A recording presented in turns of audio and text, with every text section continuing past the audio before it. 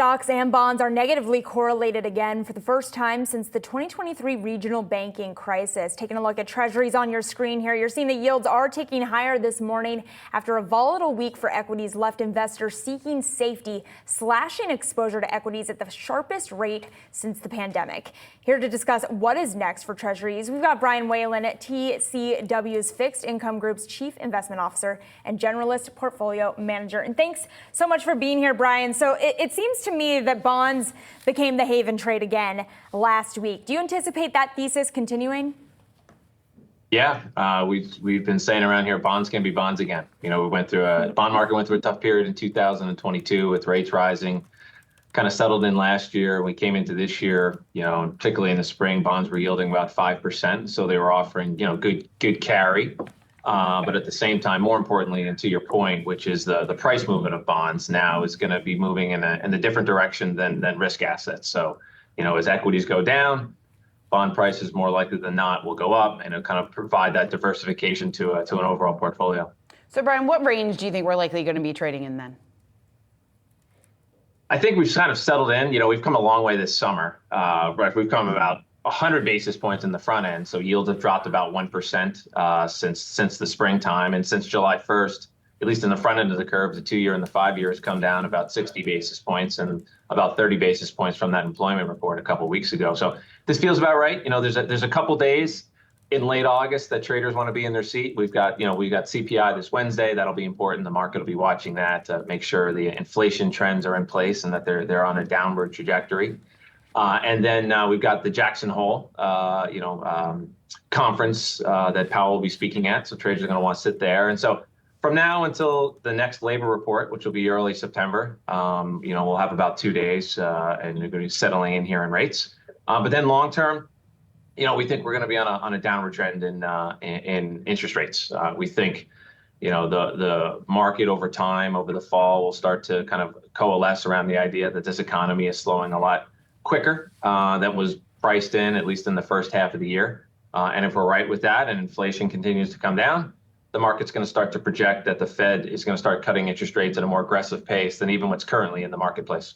So what does that mean, Bryan, for the average kind of retail investor who maybe has had their money sitting in, say, a high yield savings account for the last couple of years? They're seeing this news about impending rate cuts. What should they be doing with that money in terms of Treasury specifically if they wanted to get into the space before those cuts?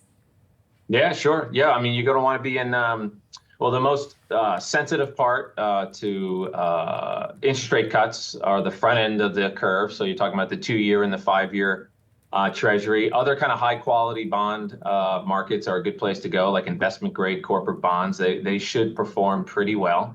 And so you're going to get about a 4% yield. You're going to get the diversification benefits in case your equities or other, commodities go down in your portfolio. And that's what they're supposed to do. Places we'd avoid, though, in the bond market, which is elements of the bond market that are more correlated to equities. And so the easiest place to reference high yield's a great example. High yield spreads right now, you're only getting a little less than 3.5% more yield in a high yield bond or a high yield portfolio relative to Treasuries, which historically is actually not a lot. And so if you think about the kind of our forecast and what's starting to be more people kind of coming into this idea that of a recession might be coming up in the near future. Equities will not do well in that environment, and therefore high yield bonds will probably not do well as well. So you want high quality bonds to provide you that stability.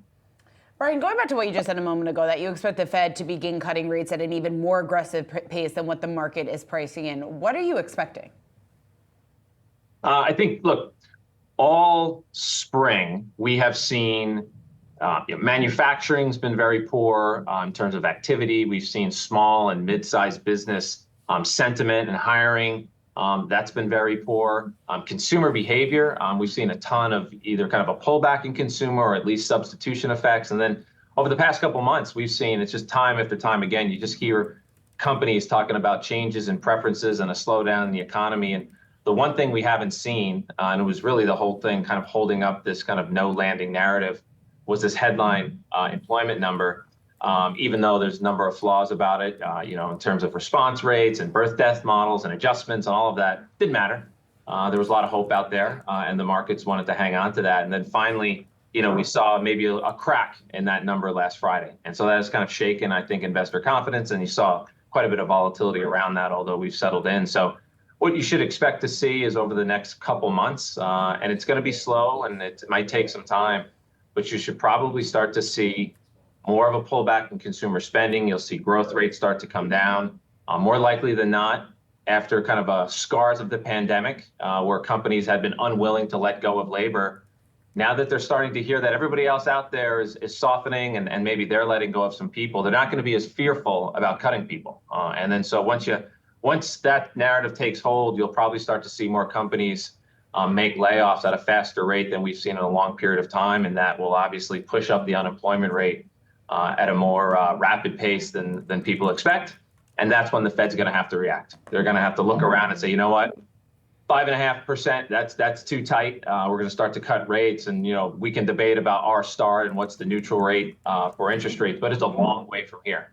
It's certainly below 4%, and we would contend it's still below 3%. And if that's the case, sure, you've got probably a couple hundred basis points of journey to go downwardly in U.S. Treasury rates, and that could mean price returns of 10% or more in the bond world. And as we started off the segment, when your bonds are up 10%, more likely than not, that's going to be because your equities are down more than 10%. Right. Well, Bryan, congrats to you and the bond guys for a good week of attention there. Thank you so much for joining us. That was Bryan Whalen with TCW.